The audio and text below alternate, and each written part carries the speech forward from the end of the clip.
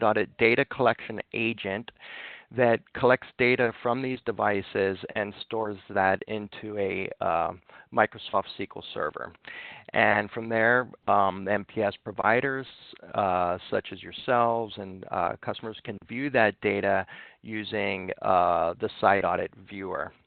Okay, and basically all three of these things, or all of these things, can be installed on the same machine, or they can be installed on different machines, all separated. So you can have the DCA installed on one machine.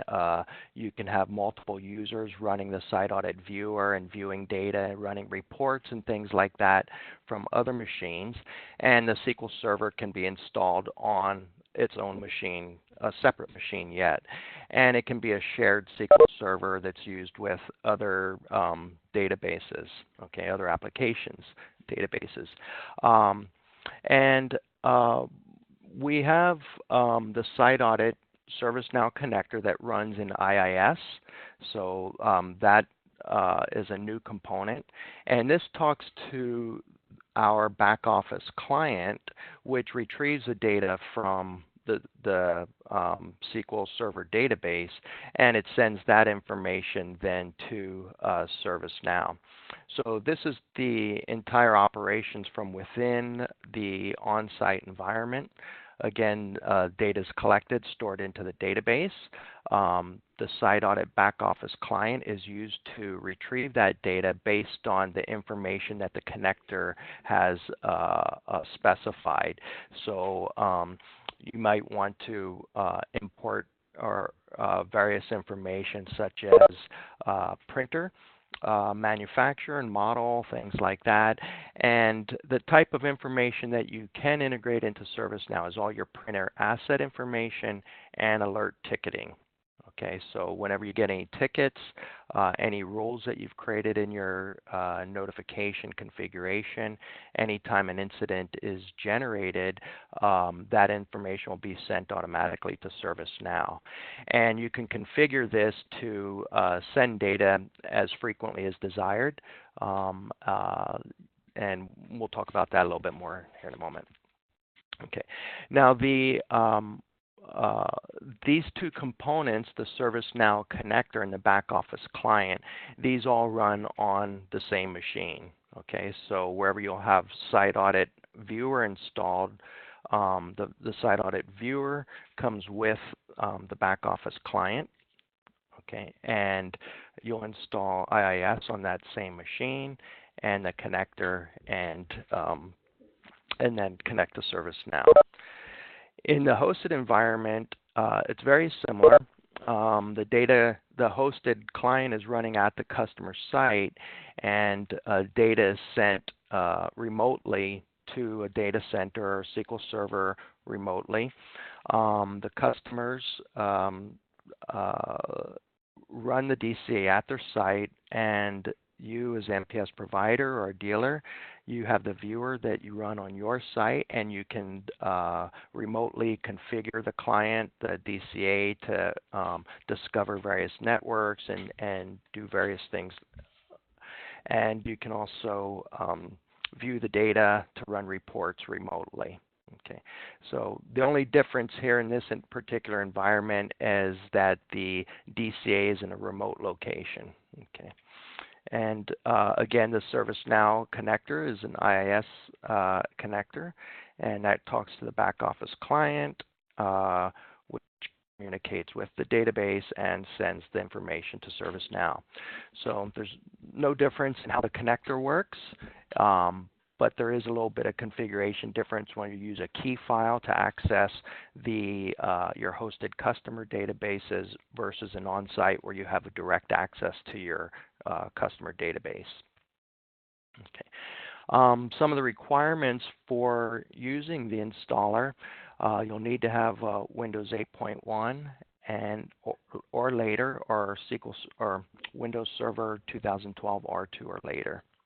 Okay, and you should have all the Windows updates applied to those so that you make sure that you have the latest .NET framework. for this particular connector, you do need .NET Framework 4.6.1 or later. So if you're running any of those operating systems and you have the latest patches installed from your Windows updates, you will have the latest version of .NET Framework that you need. Okay. The other thing that you're going to need is IIS, and that's installed on these machines by default. You just need to configure that. And if you don't have an IT manager or something that does that for you, you can just follow the instructions that we have on our support site for installing the reporting website, and that'll provide you adequate access that you need for the connector. The other thing that you'll need is the Microsoft ASP.NET Core Hosting Bundle. This you can download from Microsoft, and that would get installed, and that's prior to installing the connector. Once you've done that, you'll install SiteAudit Viewer and license it for ServiceNow. You'll need a current browser. You can use Chrome, Internet Explorer, Firefox, anyone just current version, and access to your customer database. The final thing that you're going to need is you'll need your ServiceNow account. So it's a URL that gives you access to ServiceNow and the credentials that are needed to access the account. Now, what we're going to be doing with this connector is that we're going to be taking SiteAudit fields, different fields that you see in the columns in your SiteAudit Viewer regarding the printer and incidents. So with regard to printer, things like the manufacturer and model, the contact name, the location and department, when the device was last communicated with, what its status is, and things like that. For incidents, you'll get the alert description. Basically its severity, training level, and various things like that you would see in the incident history view in SiteAudit. And so what we're doing is we're taking these fields and we're mapping them into existing fields that are in the CI/CMDB printer and incident databases or tables within ServiceNow. And as you know, there's information contained within SiteAudit that may not exist in ServiceNow, such as when the device last communicated, when we last tried to communicate with it, what the firmware version is. There is a firmware version in ServiceNow, but there's these different data fields from SiteAudit can be mapped directly to a field in ServiceNow, or if there's not a field in ServiceNow, we'll extend the table to add those fields. So you may see new fields getting added to ServiceNow to support these different columns that you see in SiteAudit. Okay. Now, when you create these new fields or do this mapping in ServiceNow, you're going to need an administrator account, okay, or an administrator access, or a user that has access to be able to write to those tables and modify the CI/CMDB printer and incident table. Okay. The overview for doing this configuration, if you look at the top list, what we're going to do is we're going to first install IIS, and you can configure it the same way that you configure IIS for the reporting website, and that'll work perfectly. Then you'll download the .NET Core Hosting Bundle from Microsoft and install that, and then install the ServiceNow connector. Once you've done that, we'll run the ServiceNow connector, and this allows us to create a configuration profile that connects to ServiceNow, and also identify which database in SiteAudit that you want to connect to. Once you do that, the SiteAudit back office client communicates with that database to collect the data, and then that data is sent to ServiceNow using the REST API. Okay. The process is fairly straightforward. You're going to configure IIS for ASP.NET application, install the .NET Core hosting bundle, install the SiteAudit viewer, and license it. And there is a license needed to use the ServiceNow connector. And then you'll connect to your customer database. So this process you're probably all familiar with, installing, licensing, and connecting to the database. Once you do that, you'll install the ServiceNow connector, and you'll connect to it and run what we call their admin panel. And that admin panel is going to be where you configure the URL to ServiceNow and access to the SiteAudit database. Once you've done that, you save your configuration file. The first thing that you need to do is sync the SiteAudit data fields in ServiceNow. So this is where you actually create the new fields and mapping that's needed so that subsequently when you send information to SiteAudit, the fields exist and you'll just be populating them. Okay. Then you'll have to create the web service that's needed to send data to ServiceNow. So that's done within ServiceNow. So after you create the fields within ServiceNow, you create a web service that we then communicate with, and that's the service that our back office, our SiteAudit ServiceNow connector will be communicating with. Okay.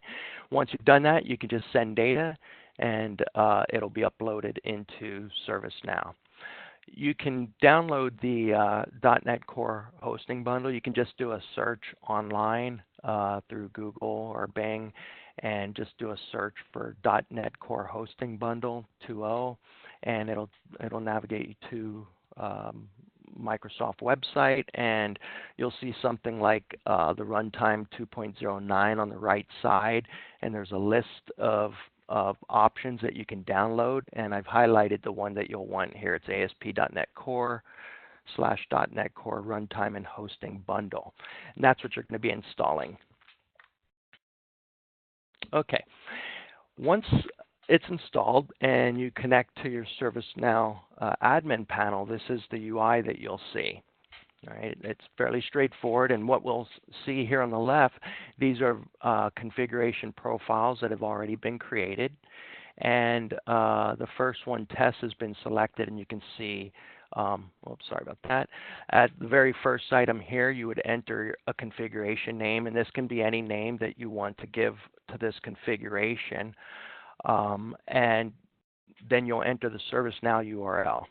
Okay, this is your account in ServiceNow, and then you'll need the credentials. And as I mentioned, to create the fields, you'll need an admin account or a user account that has access and rights to be able to create new fields and modify the table. Right.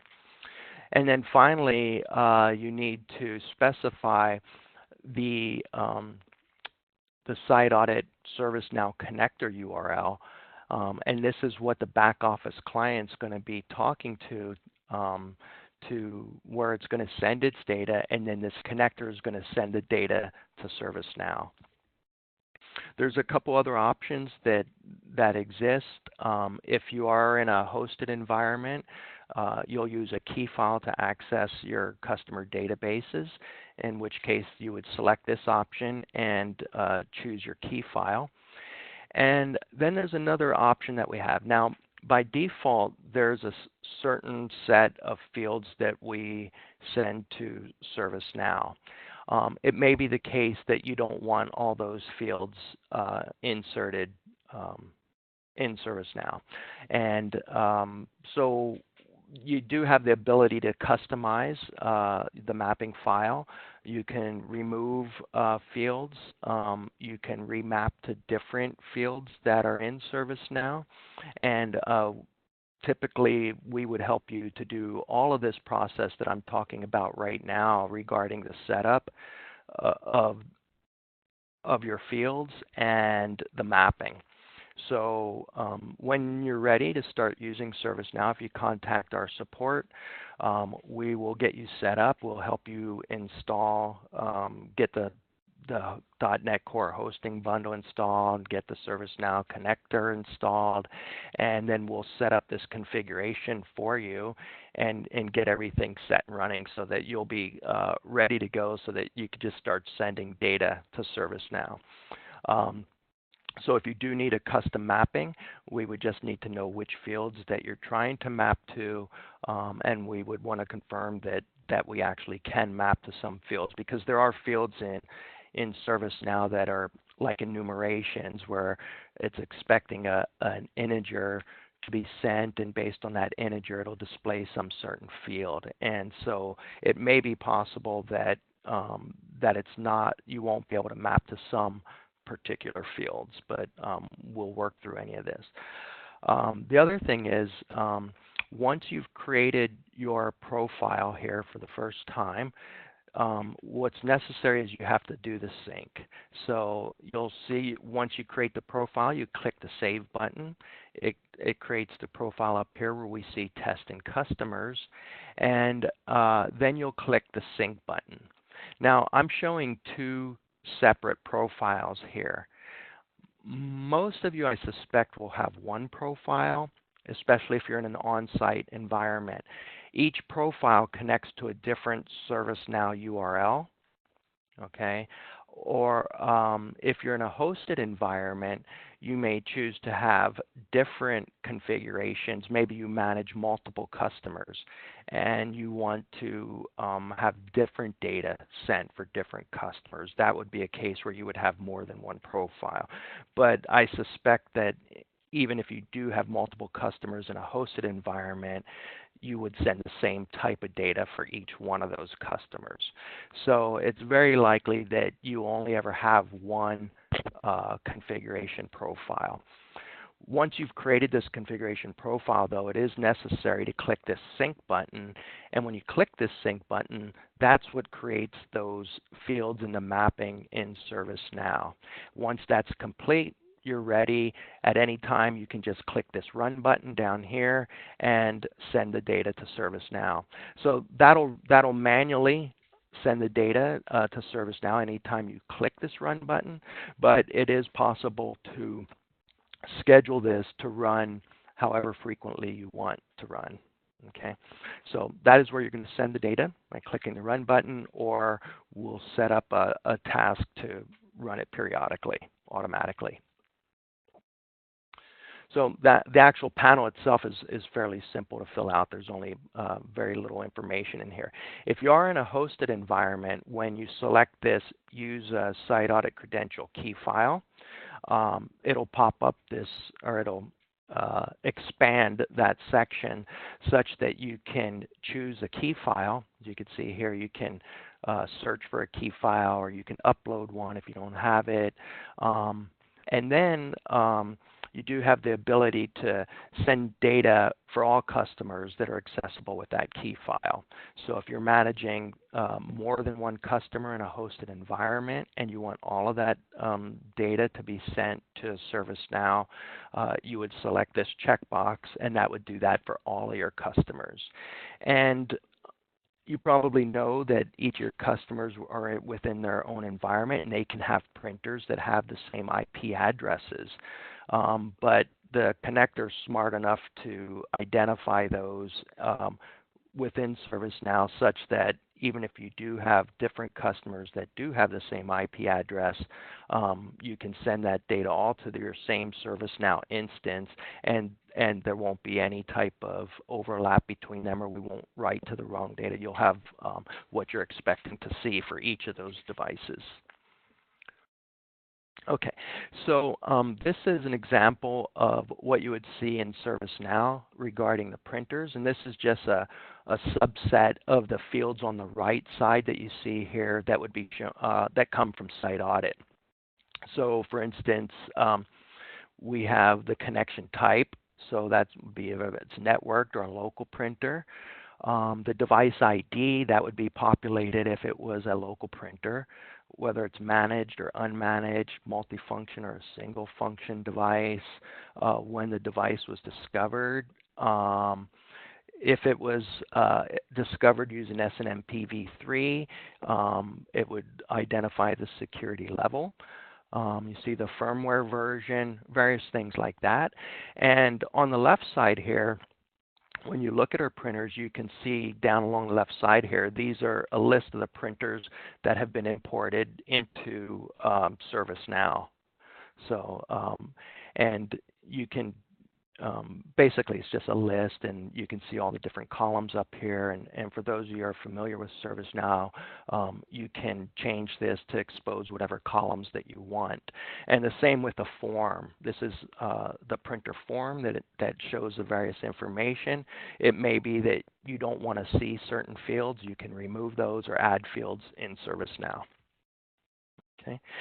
And by default, this is a list of the fields that are being mapped currently into ServiceNow from SiteAudit. So we have the connection type, the contact name, hardware address, and as you can see, the hardware address maps to a field in ServiceNow called a host MAC address.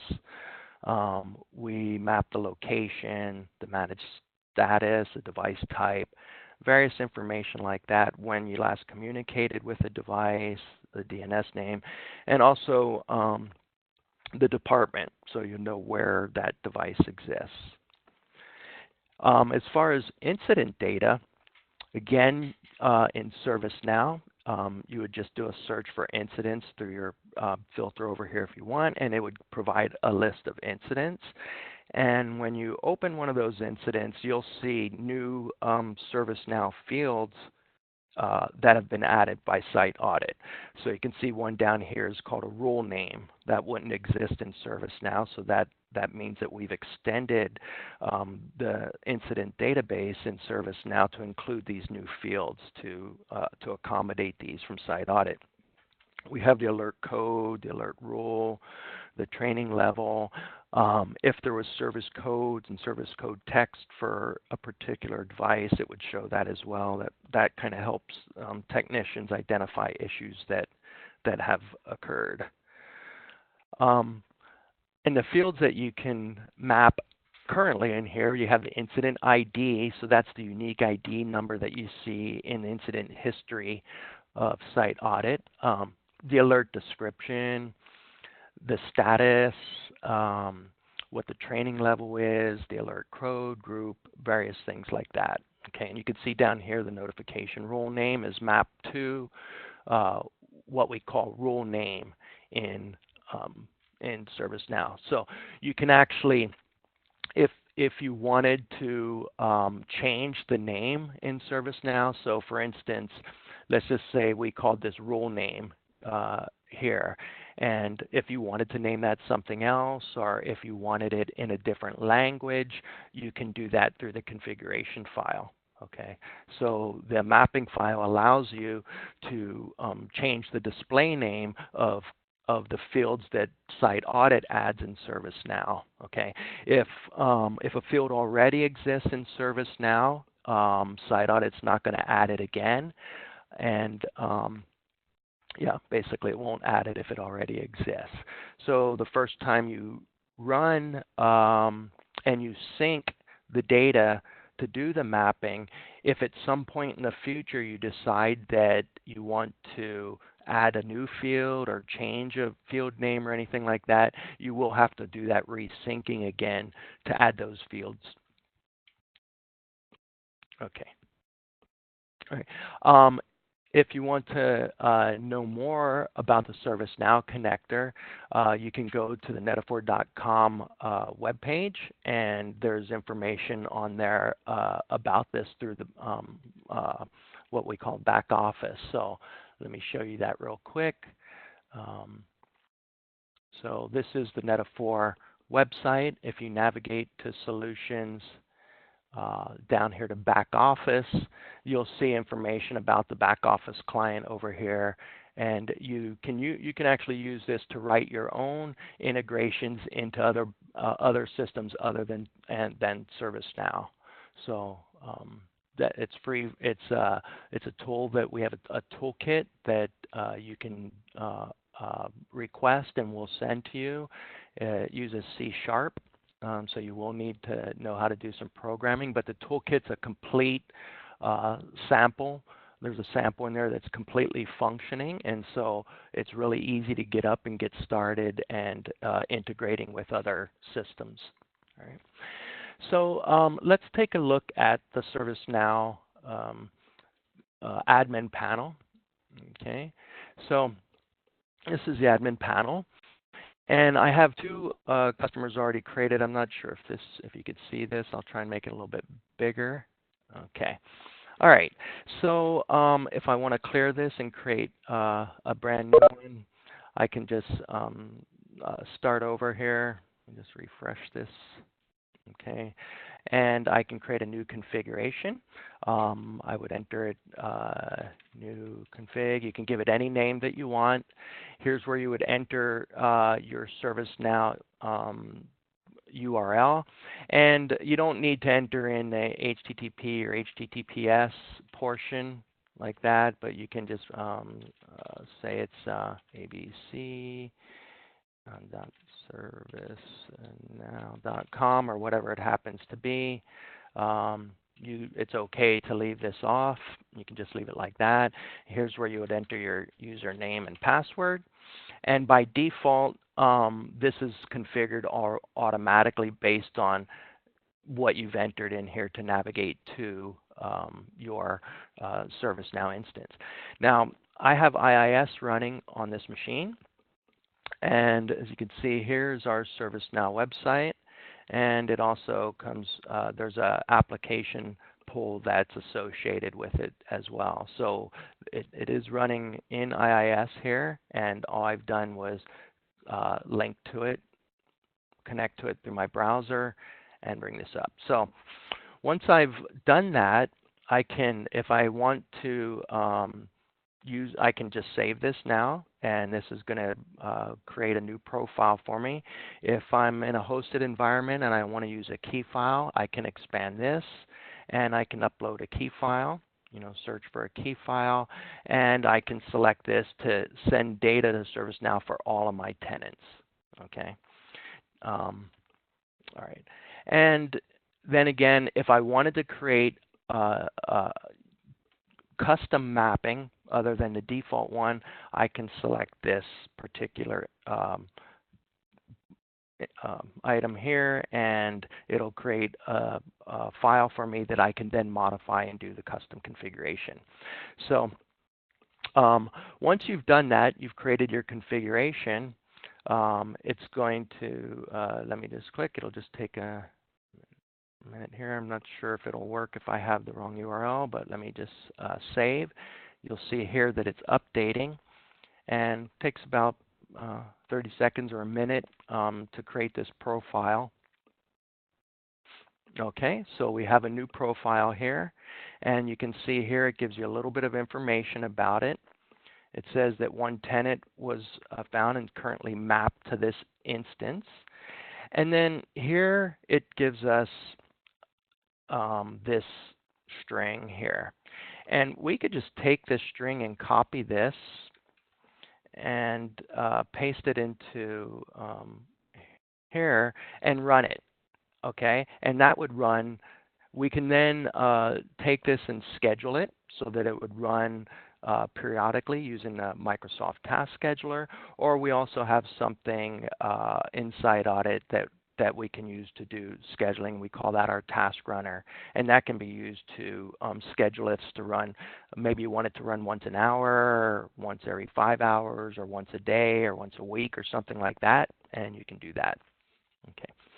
All right, so then all we have to do now, we've created our new profile. The first thing that we have to do is we have to come over here and click the sync button.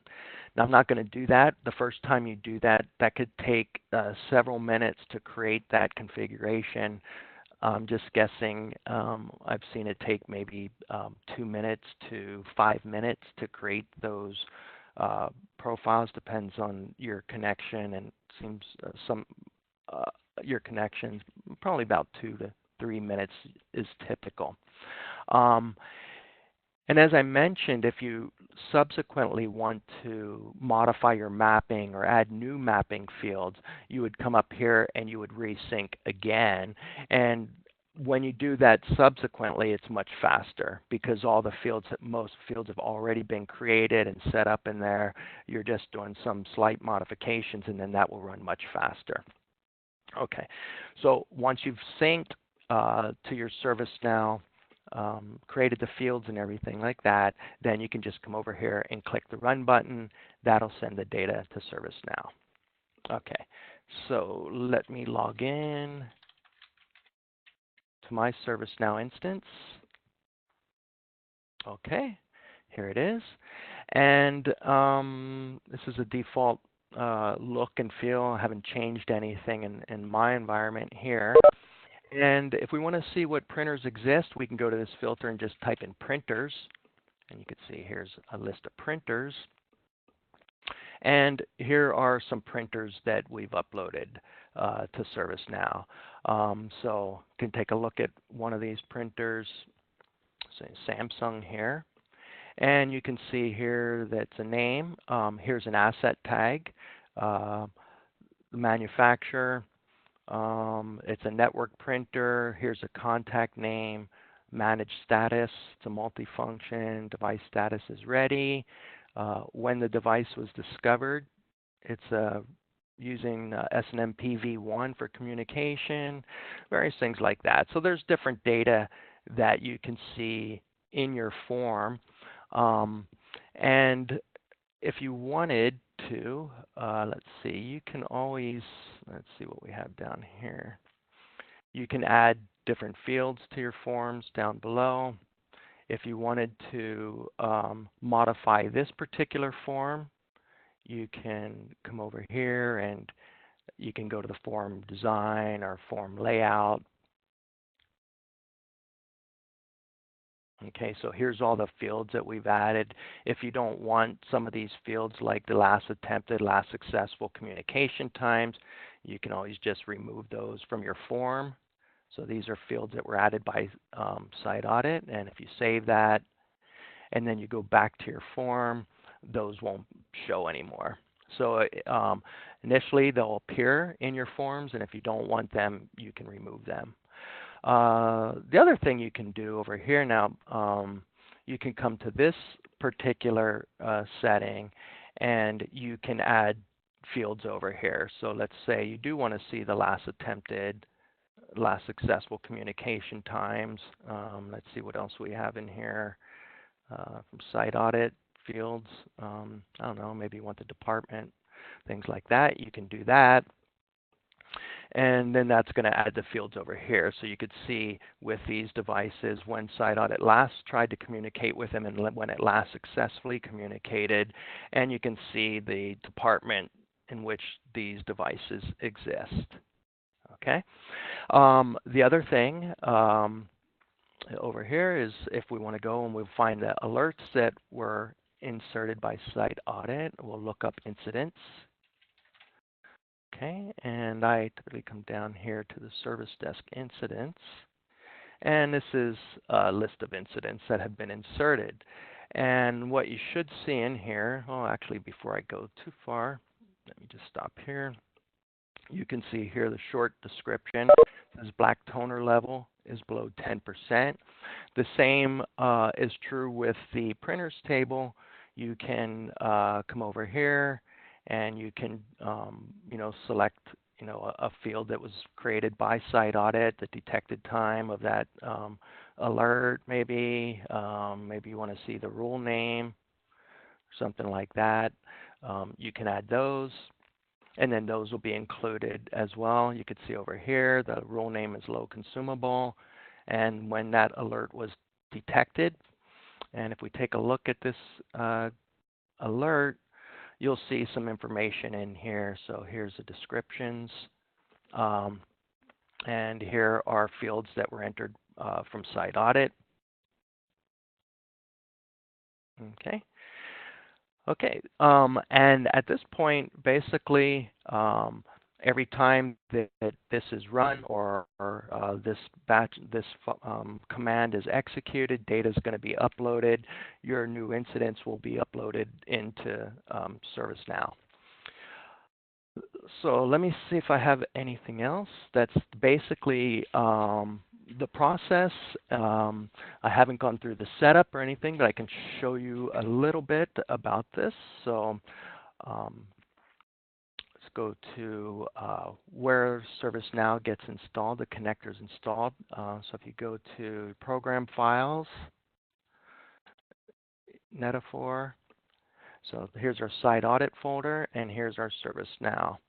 And here's where we have our configurations that we created. So we created this one called New Config.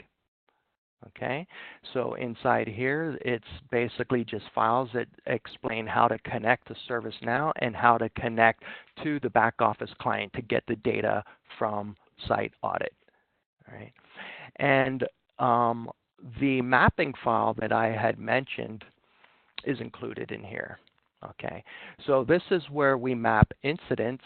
Okay, this is the ServiceNow table. And this is what we are calling, these are the SiteAudit alerts, and then these are the different fields that we're importing. So any that start with U SiteAudit, these are fields that are created in addition to what already exists in ServiceNow. So we're extending the table, the incident table, and we're adding this new field in there. Okay, and we can give them any name. So if you, for instance, you see this field here, it's called, it comes from the SiteAudit training level field. We're going to be mapping it to a field in SiteAudit with this name, and we're going to be giving it the name training level. Okay, so that's basically what you see right here, training level. Okay, now if you wanted that to say something else, you could change that right here. And we would do that prior to our initial syncing of creating these fields. So as I mentioned, our support team will help you with your configuration so that you have all the mapping that you want in ServiceNow, and we will help you to get the product installed and get it connected in ServiceNow and all your fields created. And beyond that, we can help you set up the your task to run it as frequently as you want. So it should be a pretty easy process to get this integrated for any of you that want to use this. I think, let me just see if I have anything else here I want to show you. There will be, on our support site, there will be complete documentation on using the panel, using the mapping file, showing you how to do all the mapping and things like that. And that's pretty much it. So if there's any questions, I will take those now. Let me just take a look and see if anyone has anything.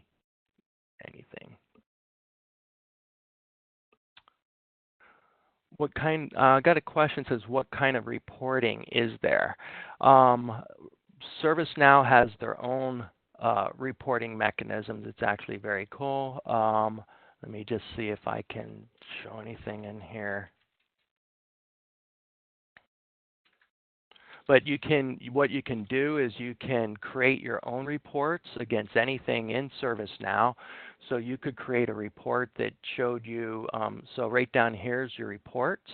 You can create a new report. You can schedule reports. Let's say if you wanted to create a new report, you would just come over here. And basically, this is a ServiceNow functionality. So those of you that are familiar with ServiceNow will know how to do this. But let me just see what type of reports currently exist. I haven't created any here right now, but you could see you can do graphing. So ServiceNow will actually allow you to do different graphs. So some of those that I've created in the past, I've created a report that shows all the incidents each day that have been inserted by SiteAudit, and then I had that sent to my email, and then I have that stripped out of my email using Microsoft Flow, and then I can take that email and import it into some other system where I can display that data. But it looks like there's no data here. Let me see what other kind of reports they might have. Typically on the home page, I believe you'll be able to see some reports.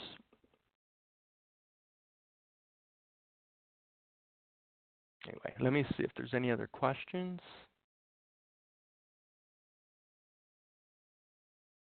Okay. If there are any questions, feel free to reach out to me, Kay Stautzenberger at Netaphor.com, or you can write to our support team at support@Netaphor.com, and we'll get in contact with you to help out. So thank you for joining today. Have a great rest of your day.